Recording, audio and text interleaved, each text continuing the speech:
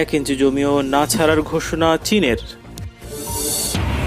এবার পাকিস্তানি সেনাদের গুলিতে ভারতীয় সেনা কর্মকর্তা নিহত।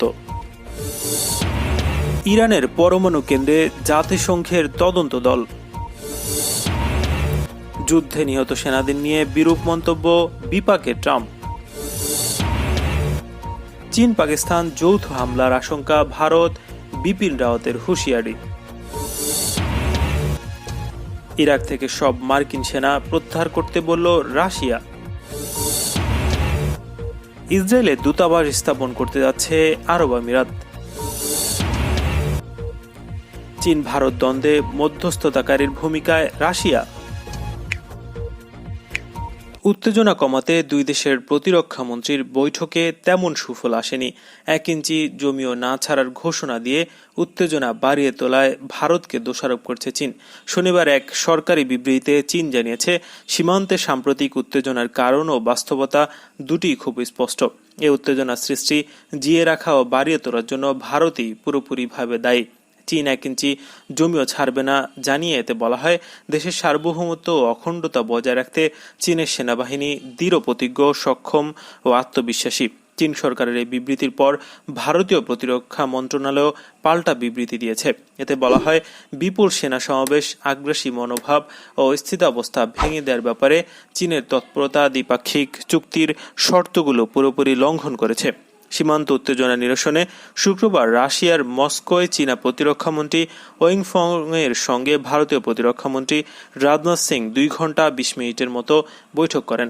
সাংহাই কোঅপারেশন অর্গানাইজেশনের সম্মেলনে অংশ নিতে দুজনেই মস্কোতে গেছেন। সম্মেলনের ফাঁকে শুক্রবার দিনের শেষ ভাগেই দুই নেতা নিজেদের সীমান্তের বিষয়ে দ্বিপাক্ষিক বৈঠকে বসেন।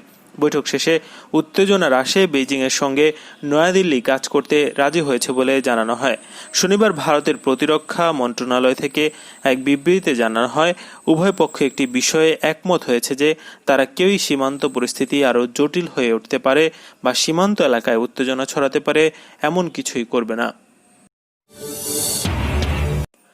পাকিস্তানি সেনাদের গুলিতে ভারতীয় সেনাবাহিনীর এক জুনিয়র কমিশনড অফিসার নিহত হয়েছেন।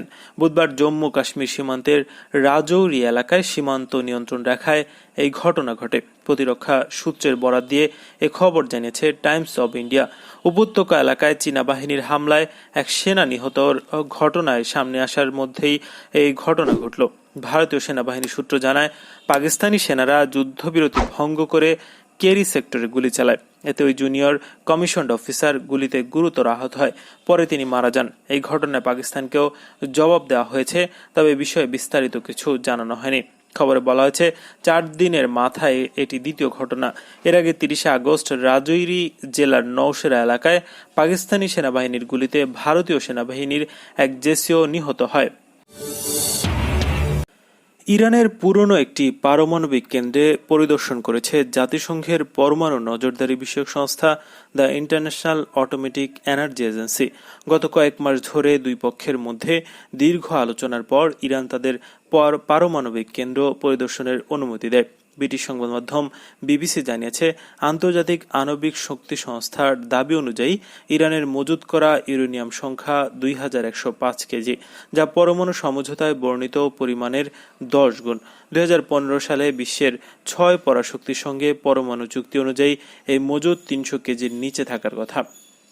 আইএআই এর অভিযোগ ছিল, ইরান আইএআইকে না জানিয়ে তার 2টি স্থাপনায় পরমাণু তৎপরতা চালিয়ে যাচ্ছে। পরে তেহরানের পক্ষ থেকে তাদেরকে 2 পরমাণু স্থাপনা পরিদর্শনের অনুমতি দেওয়া হয়। জাতিসংঘের ইন্টারন্যাশনাল অটোমেটিক এনার্জি এজেন্সির সবশেষ প্রতিবেদনে ইরানের 2টি পরমাণু স্থাপনায় এই সংস্থার পরিদর্শকদের প্রবেশাধিকার দেওয়া হয়েছে বলে জানানো হয়েছে। শুক্রবার ভিয়েনায় এই সংস্থাটির সদর দপ্তরে প্রকাশিত প্রতিবেদনে বলা হয়েছে, এরই মধ্যে একটি স্থাপনা পরিদর্শন করেছেন সংস্থার পরিদর্শকরা। অন্যটি চলতি মাসে পরিদর্শন করা হবে বলে তেহরানের সঙ্গে কথা হয়েছে। গত সপ্তাহে তেহরান সফরে ইরানের আণবিক শক্তি সংস্থার প্রধান সালেহির সঙ্গে সংস্থাটির প্রধান রাফেল গ্রোসির বৈঠক হয়। সে সময় ইরান স্বেচ্ছায় তাদের 2টি পরমাণু স্থাপনা সংস্থাটির পরিদর্শকদের জন্য উন্মুক্ত করে দিতে সম্মত হয়। গ্রোসির সঙ্গে ইরান যে যৌথ বিবৃতি প্রকাশ করে তা সংস্থাটির গতকালের প্রতিবেদনে অন্তর্ভুক্ত করা হয়েছে। যুদ্ধে নিহত মার্কিন সেনাদের নিয়ে করা এক পুরনো বিরূপ মন্তব্য সামনে চলে আসায় তোপের মুখে পড়েছেন প্রেসিডেন্ট ডোনাল্ড ট্রাম্প। এ নিয়ে মার্কিন রাজনীতিতে তোলপাড় শুরু হয়েছে। তবে ট্রাম্প ও তার মিত্রদের দাবি, প্রেসিডেন্ট এমন মন্তব্য করেননি। দ্য আটলান্টিক ম্যাগাজিনে প্রথম ট্রাম্পের বেফাঁস মন্তব্যের খবর বের হয়। সেখানে বলা হয়, 2018 সালে প্যারিস সংলগ্ন মার্কিন সমাধিক্ষেত্র সফর বাতিল করেছিল ট্রাম্প। সেখানে শায়িত যুদ্ধে নিহত মার্কিন সেনাদের প্রেসিডেন্ট ডোনাল্ড ট্রাম্প লুজার ও সাকার্স বলে অভিহিত করেছিল। দ্য আটলান্টিকের প্রতিবেদন অনুযায়ী একই সফরের সময় বেলেউডে নিহত 1800 মার্কিন সেনাকে সাকার্স বলে অভিহিত করেন ট্রাম্প। বার্তা সংস্থা এপি দাবি করেছে, তারা নিরপেক্ষভাবে ট্রাম্পের এমন অনেক বক্তব্য সম্পর্কে নিশ্চিত হতে পেরেছে। ফক্স নিউজের একজন প্রতিনিধি বলেছেন, এমন কিছু বক্তব্য সংশোধন করেছিলেন তিনি। একাধিক সূত্রের বরাতে আটলান্টিক বলছে, ট্রাম্পের সফর বাতিলের কারণ ছিল বৃষ্টি। এই বৃষ্টিতে তার কেশ বিন্যাস নষ্ট হয়ে যাবে বলে আশঙ্কা ছিল তার। নিজের চুলের চেয়ে মার্কিন যোদ্ধাদের সম্মানকে গুরুত্ব দেওয়ায় বিশ্বাস করেননি তিনি। ভেটেরান গ্রুপগুলো এই খবর সামনে আসার পর ট্রাম্পের তীব্র সমালোচনা করছে। এর মধ্যে প্রোগ্রেসিভ গ্রুপ ভেটভার্টাস একটি ভিডিও প্রকাশ করেছে, যেখানে যুদ্ধে নিহত সেনাদের পরিবারের একজন ট্রাম্পের উদ্দেশ্যে বলছে, আপনি জানেন না এই ত্যাগের মূল্য কি। Iraq Afghanistan veterans of America গ্রুপের পল রিকহফ টুইটারে প্রশ্ন তুলেছেন, এমন বক্তব্যে কে না বিস্মিত হবে।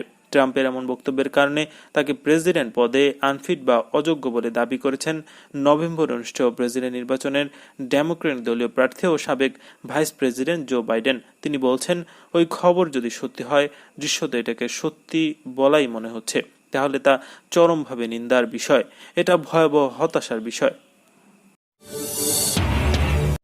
ভারতের চিফ অব ডিফেন্স স্টাফ বা সিডিএস জেনারেল বিপিন রাওয়াত বলেছেন, লাদাখে চলমান চীন ভারত উত্তেজনার সুযোগ নিতে পারে পাকিস্তান। বৃহস্পতিবার এক সেমিনারে তিনি বেইজিং ইসলামাবাদ যৌথ পদক্ষেপের আশঙ্কা প্রকাশ করেছেন।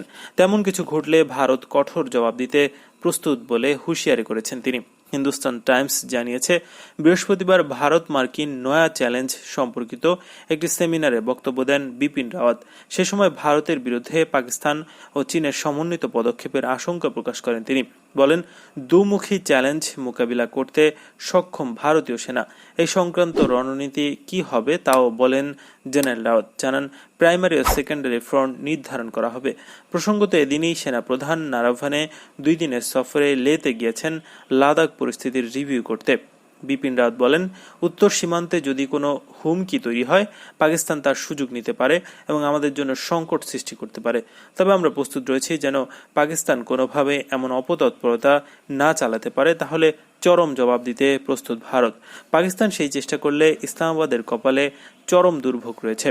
বৃহস্পতিবার ভারতের সেনাপ্রধান নারাভানে লাদাখ পরিদর্শন করে সেখানকার উত্তপ্ত পরিস্থিতির কথা জানান। তিনি বলেন, প্রকৃত নিয়ন্ত্রণ রেখায় পরিস্থিতির বর্তমানে সামান্য উত্তপ্ত, তবে জওয়ানরা যে কোনো চ্যালেঞ্জের মুখোমুখি হতে প্রস্তুত। ইরাক থেকে সব মার্কিন সেনা প্রত্যাহার করার জন্য ওয়াশিংটনের প্রতি আহ্বান জানিয়েছে রাশিয়া।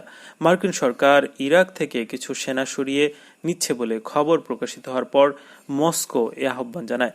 রুশ পররাষ্ট্র মন্ত্রণালয়ের মুখপাত্র মারিয়া জাখারোভা মস্কো এক সংবাদ সম্মেলনে বলেন, মধ্যপ্রাচ্যে থেকে বিশেষ করে ইরাকের মাটি থেকে সেনা প্রত্যাহার হবে আমেরিকার জন্য সবচেয়ে উপযুক্ত পদক্ষেপ। তিনি বলেন, ইরাকে মার্কিন সেনা উপস্থিতি মধ্যপ্রাচ্যের দেশটিতে শান্তি, নিরাপত্তা, স্থিতিশীলতা বয়ে আনতে পারেনি এবং উল্টো গোটা দেশ উত্তেজনা বাড়িয়ে দিয়েছে। রাশিয়ার এই কূটনীতিক আরও বলেছেন, এখন পর্যন্ত মার্কিন কর্মকর্তারা বিশ্বের বিভিন্ন অঞ্চল থেকে সেনা প্রত্যাহার করার যে ঘোষণা দিয়েছেন তার বেশিরভাগই বাস্তবায়িত হয়নি। তবে যেসব ঘোষণাকে পেছনে ফেলে ইরাক থেকে মার্কিন সেনা প্রত্যাহারের ঘোষণা বাস্তবায়ন করা হবে বলে মারিয়া জাখারোভা আশা প্রকাশ করেন। রাশিয়ার মস্কোতে চীনা প্রতিরক্ষা মন্ত্রী ওয়েং ফর সঙ্গে অনুষ্ঠিত ভারতীয় প্রতিরক্ষামন্ত্রী রাজনাথ সিং এর 2 ঘন্টা 20 মিনিটের বৈঠকে সীমান্ত উত্তেজনা নিরসনে পথ নিয়ে আলোচনা হয়েছে। সূত্রকে উদ্ধৃত করে আনন্দবাজার পত্রিকার এক প্রতিবেদনে বলা হয়েছে, শুক্রবার রাশিয়ার মধ্যস্থতায় ওই বৈঠক অনুষ্ঠিত হয়।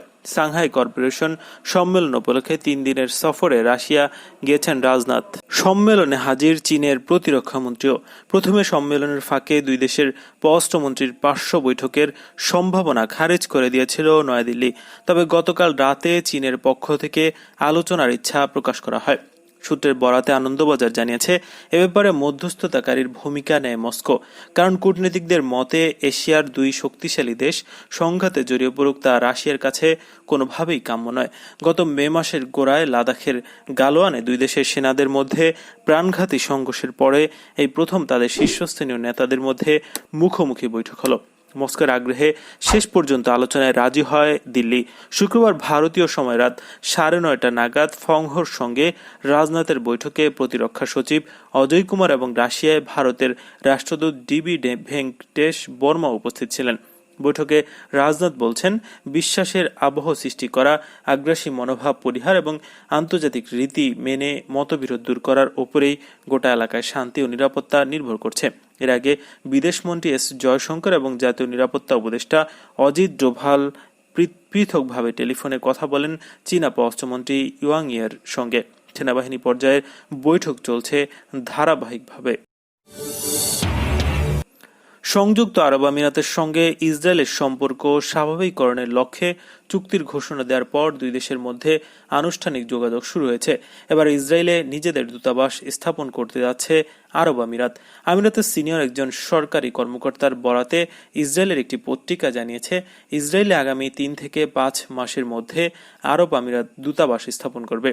ইসরায়েল হায়াম নামক পত্রিকায় সংযুক্ত আরব আমিরাতের পররাষ্ট্র মন্ত্রণালয়ের নাম প্রকাশে অনিচ্ছুক এক কর্মকর্তা জানান, আমি আশা করছি ইসরায়েলিরা আরব আমিরাত ভ্রমণের জন্য দূতাবাস থেকেই ভ্রমণ ভিসা সংগ্রহ করতে পারবে, যা আগামী 3 থেকে 5 মাসের মধ্যেই ইসরায়েলে স্থাপন করা হবে।